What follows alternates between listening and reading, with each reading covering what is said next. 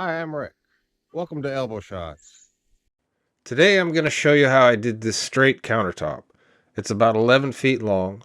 I'm going to build the subtop with industrial grade particle board. The deck will be going in two pieces. I'll show you how I blocked it up and nailed it down. Then I'll show you a couple of tricks for fitting laminate to 3 walls. On these cabinets I'll have to block it up 3/4 of an inch to have room for my 1x2. The countertop material at 25 inches is already the right depth for these cabinets. To make room for the 1x2, I'll have to cut 3/4 of an inch off the back wall.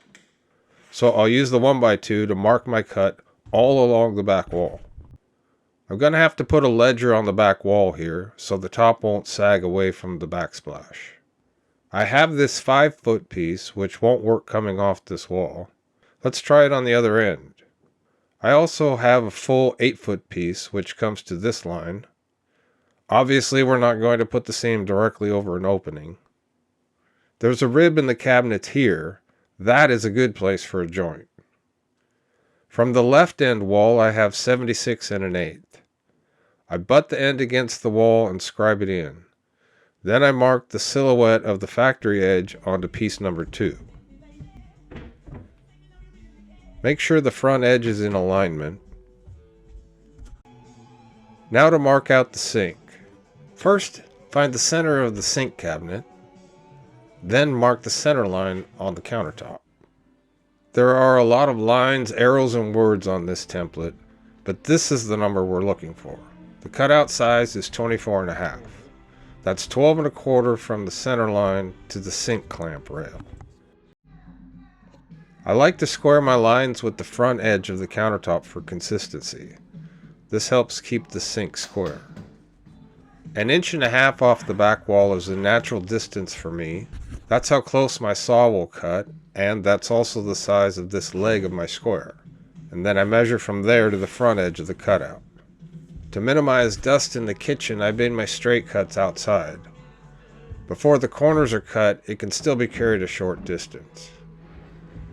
Once I get it in place, I can cut the corners out with a jigsaw or a hole saw. After cutting the subtops that I needed, from the balance pieces, I ripped some blocking strips on my table saw. I cut the front and back of the cutout at about 1 inch to leave room for the sink clamps. If you keep the side blocking flush with the inside of the sink cabinet, you should also have room for clamps, as long as the sink isn't wider than the cabinet. You can see the sink cuts from underneath. I secured the blocking with 1.5 inch 16 gauge nails, and then the subtops will be secured to the blocking. I also secured a ledger behind the mini fridge. It may look like a space for a dishwasher, but it's wired with an outlet. Dishwashers are usually hardwired. And then making sure I have full support under the seam.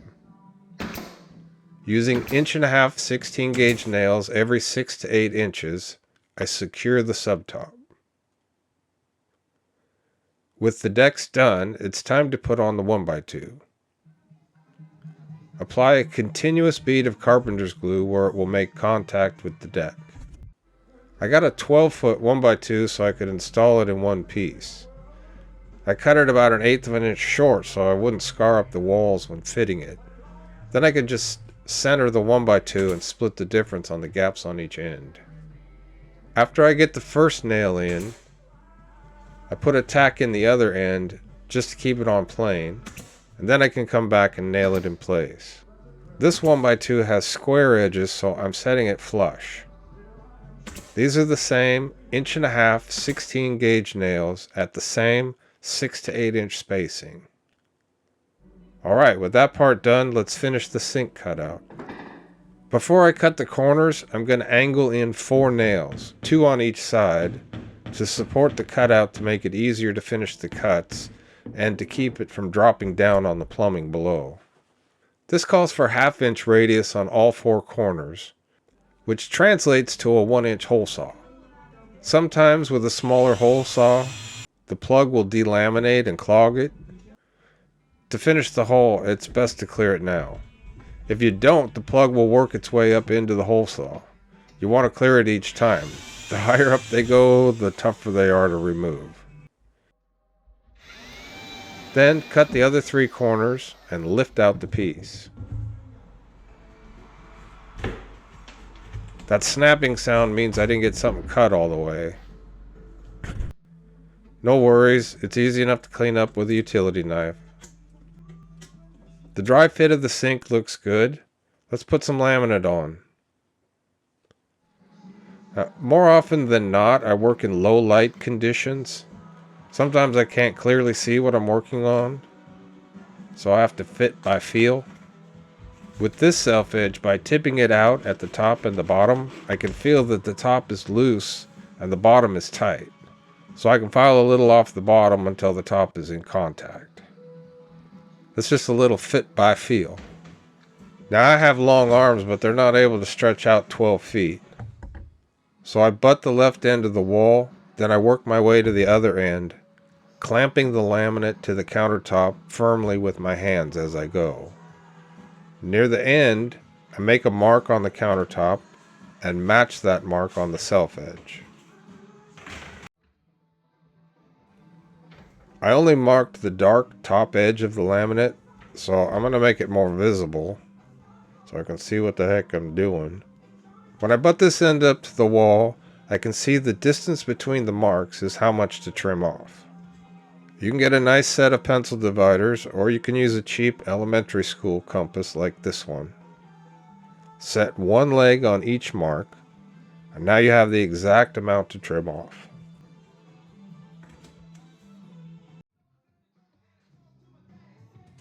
Getting it in place, I can feel that there's too much tension.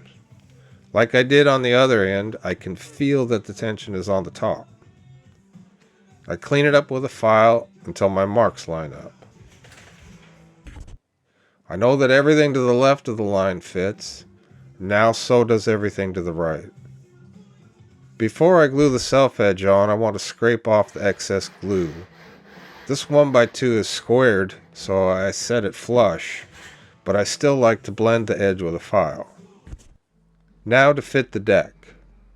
When fitting to 3 walls, I usually measure the length of the countertop at the front and at the back, then use the longest distance as my measurement and cut the laminate square. Oops, accidentally shut off the light with the laminate. First I check to see if either end will fit without trimming. The left side needs some work. I'll slide it over and check the right side. This looks pretty good. There's a slight bulge right here by this popped sheetrock nail. With a minor adjustment, this end is fitted. That's one. Side 2 is the back wall. I scribe it in with an ultrafine Sharpie. There's a spot back here where the pen came completely off the laminate. I had noticed that the cabinet installer had to shim out the boxes here. When I trim it, I follow the line right off the edge, then pick it up again where it comes back on. After I get it trimmed, I recheck it from the right side, along the back, over to wall number 3. It just needs a little trimming at the back corner. How do you know how much to trim off? Just as I did with the self edge, I make a mark on the wall and a matching mark on the laminate. Then I can slide the sheet to the right and let it roll up the wall. I could set my dividers to match the gap at the front, if that is how far I need to go. Or I could use the marks to get my distance.